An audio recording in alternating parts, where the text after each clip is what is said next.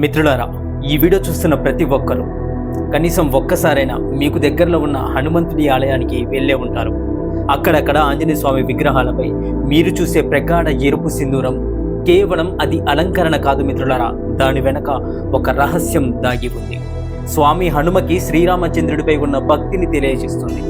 శ్రీరామచంద్రుడిపై ఉన్న ప్రేమని, అలాగే భగవంతుని పట్ల అపారమైన నిష్ఠకు సాక్షిగా నిలిచే ఒక మనోహరమైన కథ దాగి ఉంది. ఒక అద్భుతమైన సంఘటన దాగి ఉన్నది. అదేంటో ఈ వీడియోలో తెలుసుకోబోతున్నాం. తప్పకుండా ఈ వీడియోని చివరి వరకు చూడండి. వీలైతే వీడియోని లైక్ చేయండి. ఒక సుందరమైన రోజు స్వామి హనుమ సీతామాతను దర్శించారు.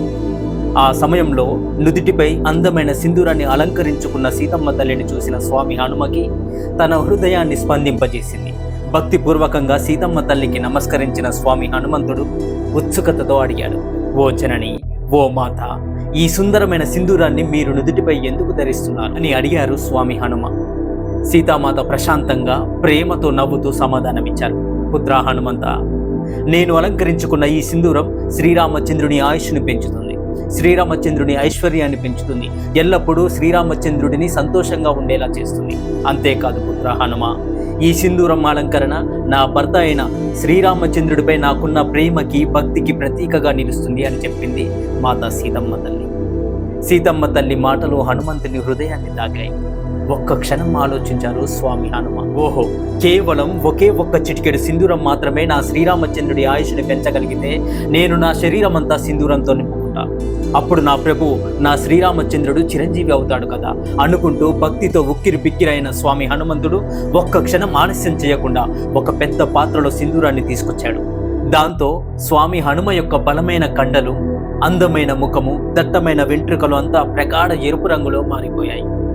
స్వామి హనుమ ధరించిన దుస్తువులు కూడా సింధూరపు రంగులో మారిపోయాయి.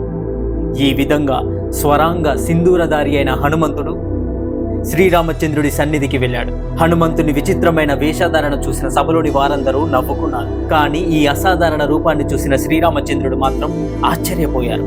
ప్రేమతో అడిగారు శ్రీరామచంద్రుడు, ఓ ప్రియ హనుమంత, ఇలా శరీరమంతా సింధూరం ఎందుకు పూసుకున్నావయ్యా అని.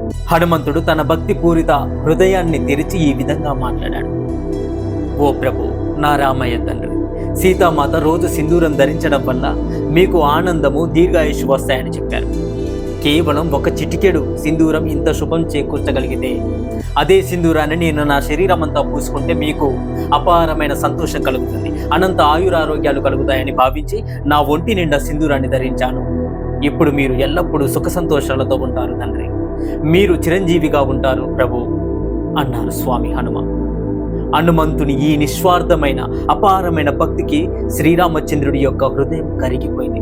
ఆనందంతో శ్రీరామచంద్రుడు హనుమంతుణ్ణి కౌగిలించుకొని లోకాలకు శుభమిచ్చే ఒక వరాన్ని ప్రసాదించారు.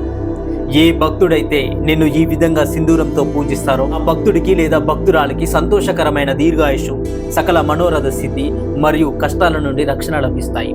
అందుకే హనుమంతుడిని సింధూరపు దేవుడు అని అంటారు. ఈ అద్భుతమైన భక్తి కథ వల్లనే హనుమంతుడికి సింధూరాన్ని అర్పించి పూజించే సంప్రదాయం ప్రారంభమైంది. సింధూరం హనుమంతుని శ్రీరాముడి పట్ల గల అపారమైన భక్తికి, అనంతమైన ప్రేమకి, అంకిత భావానికి గుర్తుగా నిలిచింది. శ్రీరాముడి ఇచ్చిన వరం ప్రకారం హనుమంతుణ్ణి సింధూరంతో పూజించడం భక్తులకు ఆయురారోగ్యము, కోరిన కోరికలు నెరవేరటము, సమస్యల నుండి ముక్తిని కూడా సమకూరుస్తుంది. హనుమంతుడి శరీరం అంతా సింధూరం పూసుకున్న ఈ కథ స్వామి హనుమాన్ భక్తి ఎంత గాఢమైనదో, ఎంత నిస్వార్థమైనదో చెబుతుంది. స్వామి హనుమ తన ప్రభువు కోసం, శ్రీరామచంద్రుడి కోసం చేసిన ఈ చిన్న ప్రదర్శన కోటాను కోట భక్తుల హృదయాలను స్వాధీనం చేసుకుంది.